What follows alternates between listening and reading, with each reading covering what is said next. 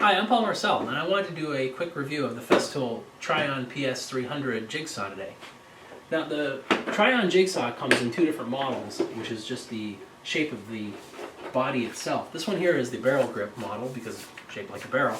They also have the more traditional or more common D handle, which comes up like this, which works a little like an iron. Maybe that's why I got the barrel grip. Anyway, no.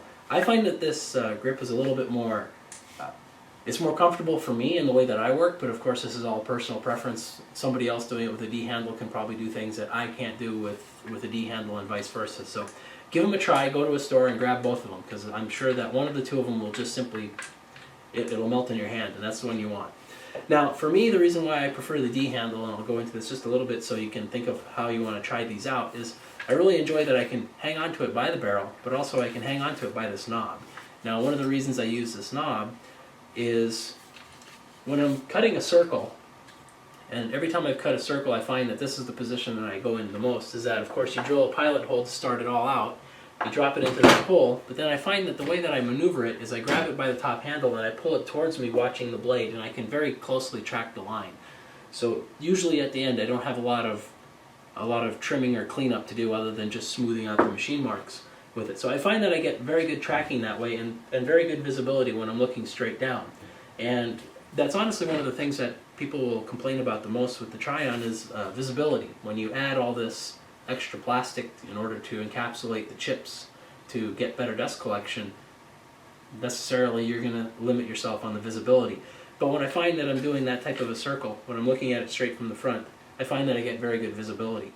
Aside from the personal preference on the handles, the rest of the Jigsaw is the same between the two models. Now, it does have a dust collection port. As usual with Festool, it's always a priority is doing dust collection.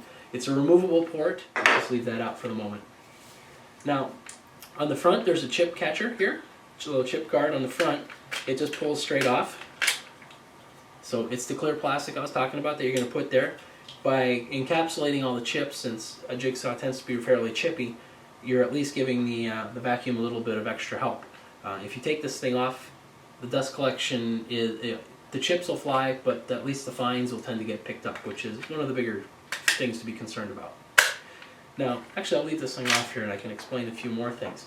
The name of the, well, let's go over how to remove the blade. Now there's just a fast fix lever in the front, so when you push that out, the blade just pops out. These are standard T-shank blades. So this one here happens to be a Bosch that I was using. It does, of course, take Festool blades, and I have a little variety of those. I mean, with the Festools, you can even get this ridiculously long blade. So if you ever got divorced and you need to cut the house in half, you could actually literally do that with this. So it's nice that you're not locked into any proprietary blades. Now, when I took this out, one of the reasons is you can see in here that there's basically the equivalent. Let me get a little closer to the camera. There's, let me take this guard off too. And I'll explain what that is in a moment too. You're going to see here that there's basically the equivalent of two cool blocks on either side of that blade. And then back here, there's a little tiny bearing. So what it is it's very much like a housing that you would have for the blade in a bandsaw, in that the two blocks press on the side of the blade to keep it from moving laterally, while the bearing supports it in the back just like a thrust bearing would. One of the benefits of that is that there's a little Allen wrench that's integrated here on the base that you can pull out, so it's always stowed with it, that you can use to tighten this or loosen these cool blocks, so you can get, with different size blades that you switch out in the field, it's very easy to go and tighten it up and get the play down to nothing. The thrust bearing portion that's in the back actually sets the oscillation mode. So here we have it on 0 oscillation, so the bearing actually won't move, it'll just stay fixed. But as you go through 1, 2, and 3, each one of those moves into more eccentric motion on the bearing, so it's actually going to push the blade from behind. And when it goes to push the blade, of course, it's going to increase the angle that it attacks the wood on the underside, so it can take more aggressive cuts. So when you put it on 3, you're going to be tearing through material, but of course the cut quality is a little bit, it's not as fine as when you're on 0. So you can dial in the fineness that you need. Now, one of the parts that I took off when I went to show you the bearings is this little piece of plastic. Now, this one here got devastated when I did a flooring job here recently, so let me put that aside. it's a consumable. What you do is you buy this, and when you put the blade in, so let's pop the blade in, drop that in there. What you're going to do is you put this piece of plastic, it's going to act as the splinter guard on the top, so it's going to back the fibers of the wood from the top, so when the blade is coming up, it's going to limit the amount of sort of tear out and blowout that you're going to get on the cut. So the way that this works is you simply slide this piece of plastic in, that gets up to where the blade is going to be, so then your next thing would be to connect it up to the power, run the saw, and then while it's running you just push this piece of plastic down. So it's going to cut through the plastic and leave basically a zero clearance insert for that particular blade. Now, it makes a large difference in the cut quality for sure, and I notice when I get one like this, it gets all torn up from when I was doing a flooring job. Yeah, the next cuts I try to do that are supposed to be nice are really, really ratty. So, those are good to have on hand. Let's see.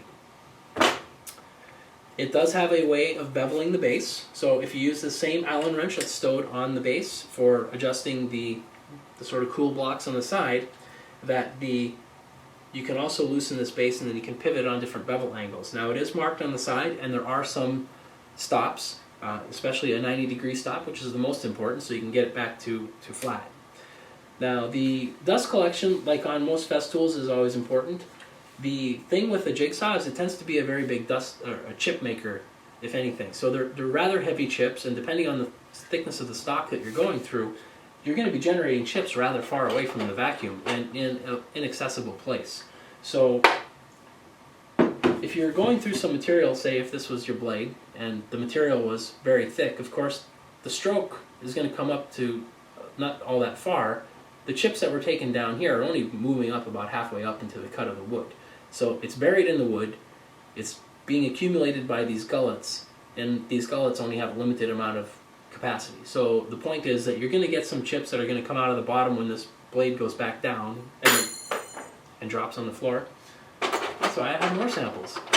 Ooh, some of these got really nasty burns on them. So we'll pull out one that doesn't look, ooh, that one looks horrible too. I shouldn't keep these, but I actually use them for other... When I have really bad wood, I'll take out the bad blades. So the point is that the chips will be caught inside the wood, and then when the blade goes back down, the chips will fall out. So you're going to get chips on the floor typically with the Jigsaw, especially on thicker material where the motion of the blade isn't going to retrieve the chips all the way into the vacuum. But you won't get any fines. That's one of the things I like, is that you can cut with the Jigsaw all day. You'll have a small pile of chips that are easy to clean up, or in my case, I do it over top of this. Let me put the camera on this a little bit.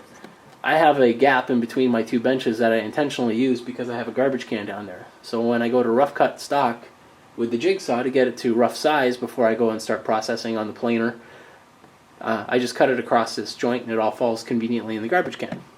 So no, you don't get 100% dust collect. Well, you'll get probably close to 100% dust collection, but chip collection is another matter. So that's about it. I did actually find this very useful a couple times for cutting drywall. I know somebody would say, why would you do it with drywall? In fact, I posted that once, and a lot of people kept asking me why I would be so crazy to use it on drywall when drywall is so easy to cut. Well, in my case, I was removing a ceiling, so I needed to remove the existing drywall up there. So me standing on a ladder with a keyhole saw wasn't gonna happen, so I simply used the Trion and used it upside down like that to cut it out. It cut it out very easily, and the best part was having the vacuum on there sucked away most of that drywall dust, so I didn't have a cloud of dust around me. So that was very, very important. And I think that's about it for the Trion. It's oh, I did mention Trion, then I went into all the thing about the bearings, and I didn't explain where that comes from. The reason why they call it Trion is because of the 3 points of support on the blade. So you have the 2 blocks on either side of the blade, as well as the thrust bearing. So that's my review. I think you'll enjoy it. I really like using this, especially when I'm cutting rough lumber down to the size before I start to dimension it, because sometimes you don't want to put it on a miter saw if you don't know what type of motion might be in that board. I've had boards that they just seize up really badly when I tried to cut it on a miter saw, so now I always use the Jigsaw. I'd rather have a blade get tied up in there and then stop the saw than to have a blade get pinched on my miter saw and possibly kick it back on me.